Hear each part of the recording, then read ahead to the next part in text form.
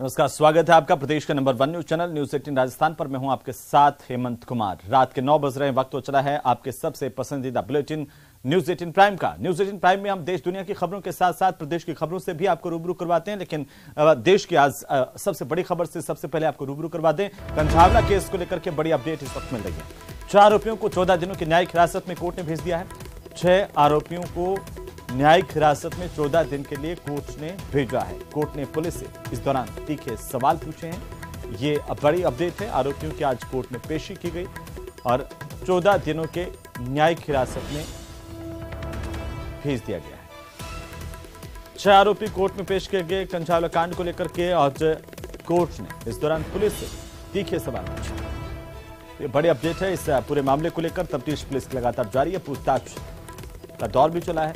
लंबा अलग अलग तरीके से जांच की जा रही है। सभी पहलुओं को देखते हुए, ध्यान में रखते हुए जांच का दौर चल रहा है। इस पूरे मामले में 4 आरोपी गिरफ्तार करके कोर्ट में पेश किए गए, जहां कोर्ट ने 14 दिनों की न्यायिक हिरासत में सभी को भेज दिया है।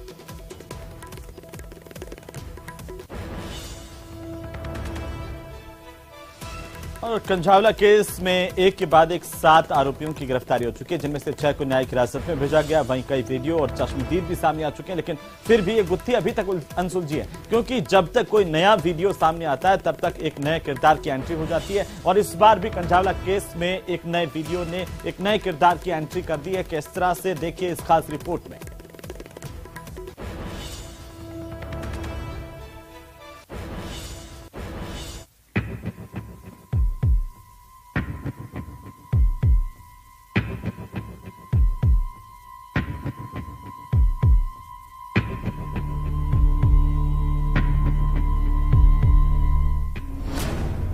गिरफ्त में 7 आरोपी, 30 से ज्यादा सीसीटीवी फुटेज,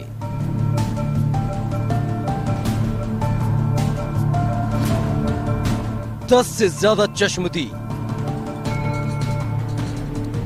फिर भी कंझावला केस की थ्योरी पूरी तरह से उलझी हुई है। जब जब नया सीसीटीवी सामने आता है, एक नए किरदार की एंट्री हो जाती है और फिर शुरू होती है नई कहानी। किरदार कई, कहानी नई। अंजलि की मौत के मामले में अब एक नए किरदार की एंट्री हुई है, जो एक सीसीटीवी वीडियो में नजर आया। उस लड़के के साथ अंजलि और निधि भी दिखी, जो स्कूटर पर बैठ कर आती दिखी, और फिर वो लड़का अंजलि और निधि को छोड़कर चला गया। दावा किया जा रहा है कि जो नया वीडियो सामने आया है उसमें अंजलि और निधि अपने घर से होटल जाने के लिए जाती हुई नजर आ रही हैं, लेकिन वो होटल जाने से पहले किसके साथ थी और कहां थी, जानना भी बेहद जरूरी है, क्योंकि इस मामले में जो एक और सीसीटीवी सामने आया है उसमें एक लड़का स्कूटर से अंजलि और निधि को उनके घर पर ड्रॉप करता हुआ नजर आ रहा है। ये वीडियो 31 दिसंबर शाम करीब 7 बजे का है। वीडियो में स्कूटर लड़का चलाता दिखा। स्कूटर पर बीच में अंजलि बैठी थी और पीछे निधि। वीडियो अंजलि के घर के बाहर का बताया गया। स्कूटर से उतरकर निधि गली में चली गई। फिर अंजलि और वो लड़का कुछ बातें करते रहे। इस दौरान लड़के को अंजलि ने कुछ सामान दिया। इस सीसीटीवी फुटेज में जो लड़का नजर आ रहा है उसको लेकर दावा किया जा रहा है कि वो अंजलि का दोस्त है। वही दोस्त अंजलि और निधि को उनके घर भी ड्रॉप करने जाता है। एक सीसीटीवी फुटेज में अंजलि उस लड़के से घर के बाहर बात करती नजर आ रही है, और उसके बाद वो अपने जेब से कुछ निकालकर उस लड़के को देती भी है। जिसके बाद वो लड़का तेज रफ्तार से स्कूटर लेकर वहां से चला गया। इसके बाद एक और वीडियो सामने आया, जो अंजलि के घर के बाहर लगे सीसीटीवी का है, जिसमें करीब 10 से 15 मिनट बाद अंजलि और निधि लौटी और उसने वहां खड़े स्कूटर को स्टार्ट किया। घर से निकलते वक्त अंजलि ने ही स्कूटर चलाया और फिर उसके पीछे निधि बैठ गई, और दावा किया गया कि अंजलि और निधि दोनों न्यू ईयर सेलिब्रेशन के लिए निकल गई। होटल के बाहर कौन आया था? यही नहीं, 31 दिसंबर की रात जिस होटल में अंजलि और निधि न्यू ईयर पार्टी मनाने गई थी, उस होटल के बाहर अंजलि आई थी और फिर सड़क पार करके दूसरी तरफ खड़े कुछ लोगों से मिलने गई थी। इस दौरान अंजलि और उन लोगों में काफी देर तक बात हुई थी और फिर वापस अंजलि अंदर चली गई थी। होटल के बाहर के भी कुछ सीसीटीवी फुटेज पुलिस के हाथ लगे हैं, जिसमें अंजलि होटल के बाहर खड़ी नजर आ रही है और वो कुछ लोगों से बात कर रही है। ऐसे में सवाल खड़ा होता है कि अंजलि किन लोगों से बात करने के लिए होटल से बाहर आई और वो लोग किस मकसद से होटल के बाहर खड़े थे। होटल के बाहर के अलग अलग वक्त के वीडियो हैं और दावा किया जा रहा है कि ये सारी वीडियो 8 साढ़े 8 बजे के करीब के हैं। कई बार अंजलि होटल से बाहर गई। कुछ लोगों से अंजलि ने बात की। इस दौरान अलग अलग गाड़ियों से लोग आए थे। सवाल उठता है कि आखिर ये कौन लोग थे जो रात के वक्त अंजलि से मिलने आए थे। यानी अंजलि की मौत के मामले में एक दो नहीं कई किरदार हैं जिनसे पूछताछ होना बाकी है, जिससे पता चल सके कि आखिर 31 दिसंबर की रात को अंजलि के साथ क्या हुआ था। और अब उत्तराखंड के जोशीमठ की बात तस्वीरों के जरिए करेंगे कि आखिर वहां हो क्या रहा है, जहां जमीन खिसकने और दीवारों में दरार पड़ने से लोग दहशत में आ गए हैं। 5 अलग अलग तस्वीरें हैं। वहीं पीएमओ की ओर से यहां के हालात पर लगातार नजर बनाई जा रही है। आपको जोशीमठ की 6 अलग अलग तस्वीरें हम दिखा रहे हैं, जिनमें आप देख सकते हैं कि जमीन फट रही है। मकान में दरार की पहली तस्वीर, जमीन फटने की दूसरी, तीसरी निर्माण कार्य पर रोक की, चौथी दहशत में लोगों की और 5वीं है पीएमओ की नजर की। जमीन फटने से लोग दहशत में आ गए हैं। 5 अलग अलग तस्वीरें हैं आपकी टीवी स्क्रीन पर। और आपको बता दें कि इस इलाके में सभी तरह के निर्माण कार्यों पर रोक लगा दी गई है। साथ ही पीएमओ भी पूरे मामले पर नजर बनाए हुए हैं। तस्वीरों के जरिए इस पूरे घटनाक्रम की भयावहता को आप समझ सकते हैं कि किस तरीके से जब लोगों के घरों में दरार आने लग गई तो लोग दहशत में आ गए। पता नहीं कौन सा घर कब तबाह हो जाए, कौन सा आशियाना कब गिर जाए और कौन सा बड़ा हादसा यहां पर हो जाए, यही डर लोगों को यहां पर सता रहा है। तो जोशीमठ में जमीन दरकने की वजह से लोग डर और दहशत में हैं। सड़कें फट रही हैं, मकानों में दरार आ गई है, पहाड़ दरक रहे हैं। आप ये खास रिपोर्ट देखिए।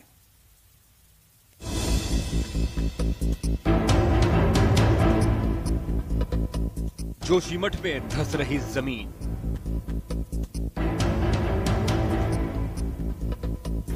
फर्श को तोड़कर निकल रहा पानी, दरार से दहशत, एक्शन में सरकार।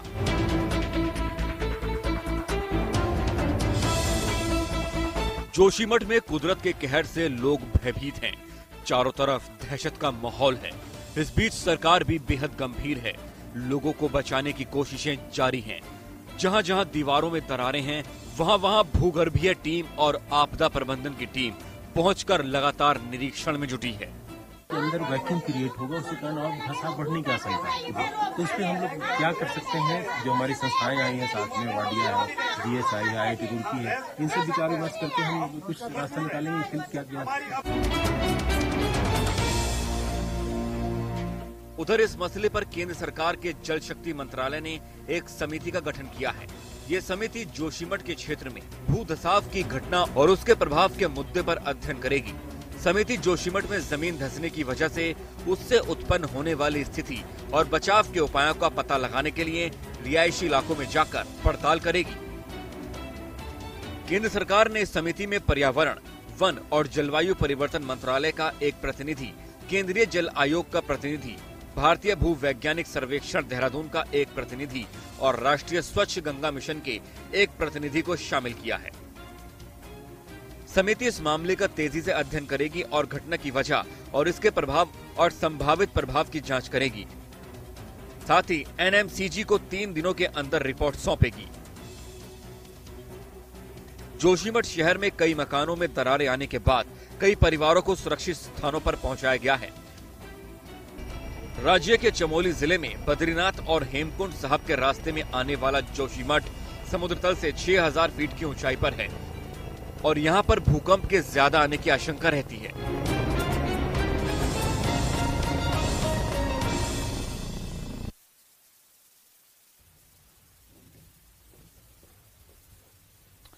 तो वहीं दिल्ली में MCD सदन में मेयर के चुनाव के दिन जिस तरह का हंगामा हुआ है वो थमने का नाम नहीं ले रहा। इस बीच एक बार फिर से आम आदमी पार्टी और बीजेपी सड़क पर उतर करके प्रदर्शन कर रहे हैं। आज दिल्ली पुलिस ने बीजेपी के कार्यकर्ताओं पर वाटर कैनन का इस्तेमाल किया, जो कि बीते 6 जनवरी को MCD हाउस में हुई हिंसा के खिलाफ दिल्ली के मुख्यमंत्री अरविंद केजरीवाल के घर के बाहर विरोध प्रदर्शन कर रहे थे। वहीं हंगामा करने वाले पार्षदों को सस्पेंड करने की मांग करते हुए बीजेपी सांसद प्रवेश वर्मा ने कहा कि महिला पार्षदों के साथ पहले मारपीट नहीं की गई है, दरअसल मीडिया रिपोर्ट के मुताबिक इसी बीच आम आदमी पार्टी पर भी महापौर चुनाव में धांधली का आरोप लगाते हुए दिल्ली में बीजेपी के खिलाफ जमकर विरोध प्रदर्शन किया गया। वहीं बीजेपी सांसद प्रवेश वर्मा ने कहा कि हमारा विरोध तब तक जारी रहेगा जब तक कि सीएम केजरीवाल गुंडे पार्षदों को निलंबित नहीं करते। नेता प्रतिपक्ष ने ठीक मांग किया, उनके 13 विधायकों का वोट सस्पेंड होना चाहिए। सदन में वो गुंडागर्दी कर रहे थे, गुंडों को उकसा रहे थे। सदन गरिमापूर्ण तरह से नहीं चलेगा, ये सिलसिला जारी रहेगा। इसलिए आम आदमी पार्टी से हम आग्रह करते हैं कि वो सदन की गरिमा को बनाकर रखे। भैया मेयर कब मिलेगा? जब सभी मनोनीत निर्वाचित सदस्य शपथ ले लेंगे, मेयर मिल जाएगा। हरियाणा में भारत जोड़ो यात्रा के दौरान राहुल गांधी के बयान को लेकर सियासी बवाल खड़ा हो गया है। राहुल गांधी ने अपनी यात्रा के दौरान ये कहा कि ये देश तपस्वियों का है, पुजारियों का नहीं। कांग्रेस तपस्या का संगठन है, हम इस देश के किसान और मजदूर की तपस्या का आदर करते हैं। भाजपा उनकी तपस्या भंग करके बस अपनी पूजा करवाना चाहती है, मैं तपस्या की इज्जत करता हूं, ये राहुल गांधी ने कहा। ये देश तपस्या का है, पुजारियों का नहीं। इसी पर बीजेपी भी आक्रामक है और देश भर से पुजारियों की प्रतिक्रियाएं भी आ रही हैं। तपस्या की रिस्पेक्ट नहीं करते हैं, मैं करता हूं। तो ये चेंज लाना है और ये देश तपस्वियों का है, ये देश पुजारियों का नहीं है। रियलिटी इस देश की ये है। तो तपस्वियों और पुजारियों वाले बयान को लेकर राहुल गांधी के इस बयान पर हंगामा बरपना शुरू हो गया है। बीजेपी ने कांग्रेस नेता राहुल गांधी को आड़े हाथों लिया है। पार्टी के प्रदेश प्रभारी अरुण सिंह ने कहा कि राहुल गांधी ऐसा बोल रहे हैं, उन्हें राजस्थान आकर देखना चाहिए कि यहां पर 12 पुजारियों की हत्या हुई है या फिर आत्मदाह किया है।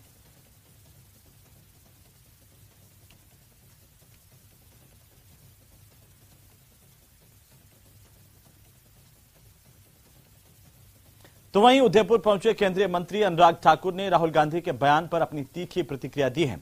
अनुराग ठाकुर ने कहा कि राहुल गांधी क्या बोलते हैं ये कई बार उन्हें भी पता नहीं होता।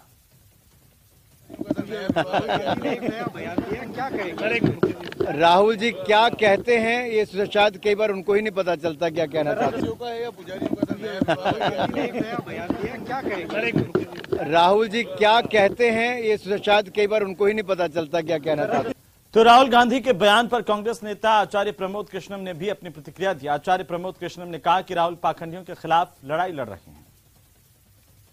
साथ ही कांग्रेस के वरिष्ठ नेता आचार्य प्रमोद कृष्ण जी उनसे बात करते हैं। सर, राहुल गांधी भारत जोड़ो यात्रा पर निकले हुए हैं और हर जगह एक ही बात वो कह रहे हैं कि वो तपस्वी हैं। बीजेपी कह रही है जिनको तपस्वी का इतना नहीं पता वो तपस्वी कैसे हो सकते हैं।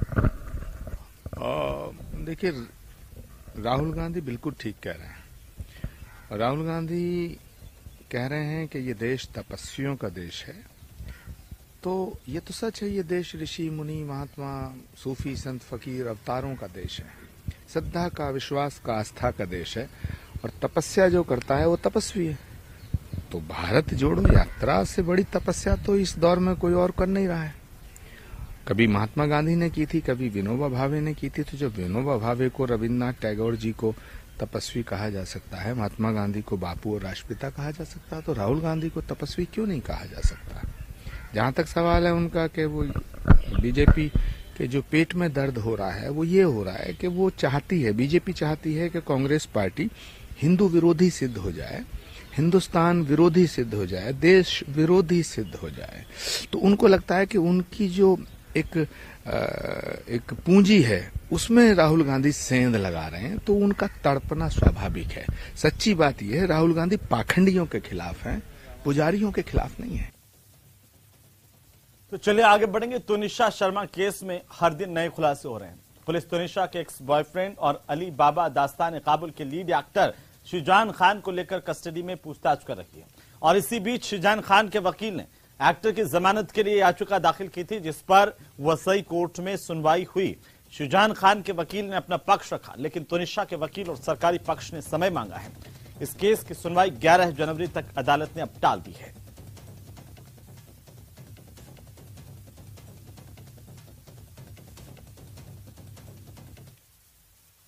बट मेरा ये मानना था कि आज के ऊपर उन्होंने जो डॉक्यूमेंट्स फाइल किए उसके लिए हमें भी समय चाहिए था, तो हमने 11 तारीख ली है। 11 तारीख को हम हमारा पक्ष रखेंगे, उसके बाद जो भी कोर्ट निर्णय देगा, क्योंकि मुझे इतना बिलीव है कि court will do justice to Tunisha. मैंने मेरा पक्ष कोर्ट के सामने रखा है जो भी आरोप वो लगा रहे लगाने दीजिए उनको, किसी भी आरोप को जहां तक लगाने लगाए, पुलिस अपनी जांच अनबायसली करे, सच का सच, दूध का दूध, पानी का पानी होना तय है। शिजान मोहम्मद, वापस से मैं रिपीट करता हूं, बेगुनाह है, उसे इनोसेंटली इस मैटर में प्रूव होना है और उसको फंसाया गया है। और अब बात करेंगे उत्तर भारत में पड़ रही कड़ाके की सर्दी की, क्योंकि उत्तर भारत में सर्दी लगातार लोगों पर सितम ढा रही है और बढ़ती सर्दी ने लोगों की मुश्किलों को बढ़ा दिया है। धुंध और शीतलहर ने जनजीवन को पूरी तरह से प्रभावित कर दिया है। खास रिपोर्ट देखिए।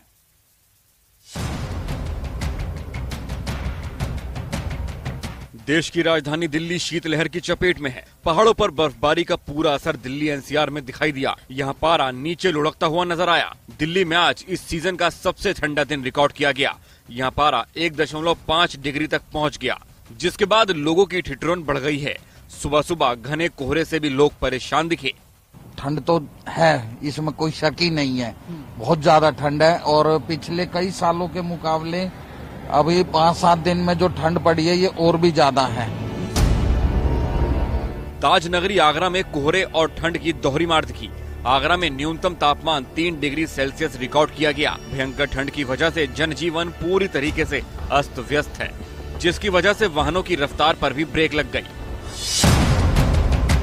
देश के कई राज्यों में प्रचंड ठंड है। आलम यह है कि 50 डिग्री तक का तापमान सहन करने वाला राजस्थान भी ठिठुर रहा है। माउंट आबू और झुंझुनू समेत कई जिलों के लोग कांपते दिखे। झुंझुनू में न्यूनतम तापमान 0.6 डिग्री सेल्सियस दर्ज किया गया।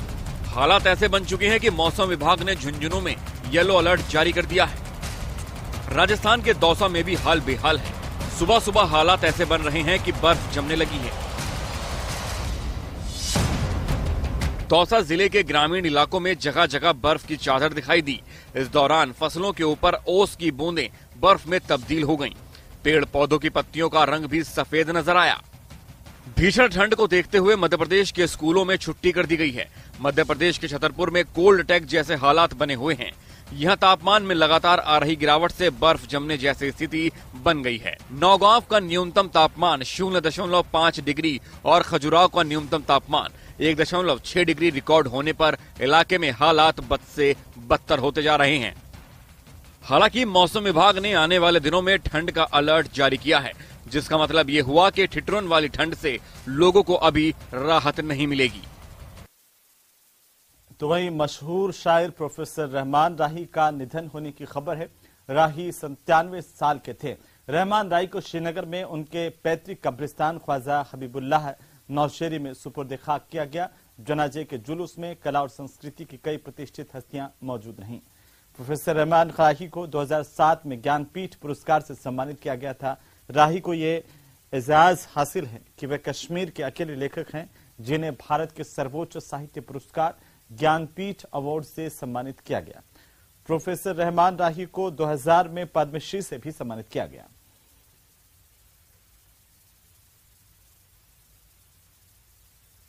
और कभी उन्होंने ये महसूस नहीं किया कि वो ज्ञानपीठ अवार्डी हैं, यूनिवर्सिटी के प्रोफेसर हैं, और जब आते थे अपने मोहल्ले में तो बिल्कुल वैसे ही मिक्स हो जाते थे जैसे पहले मिक्स हुआ करते थे।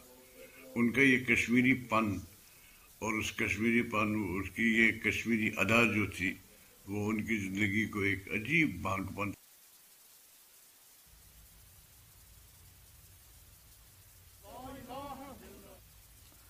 तो वहीं पीडीपी अध्यक्ष महबूबा मुफ्ती ने भी ट्वीट करते हुए प्रोफेसर रहमान राही के इंतकाल पर अफसोस जाहिर किया है। उन्होंने लिखा है कि महान साहित्यकार और ज्ञानपीठ पुरस्कार विजेता जनाब रहमान राही साहब के निधन के बारे में सुनकर काफी दुख पहुंचा है। महबूबा मुफ्ती ने लिखा कि प्रोफेसर रहमान राही के निधन से कश्मीरी साहित्य और समाज में एक ऐसा खला पैदा हो गया है जिसे कभी नहीं भरा जा सकता है। महबूबा मुफ्ती ने रहमान राही के परिवार के लिए अपनी संवेदनाएं जाहिर की है और खित्ते में संवेदनाओं का अंबार है।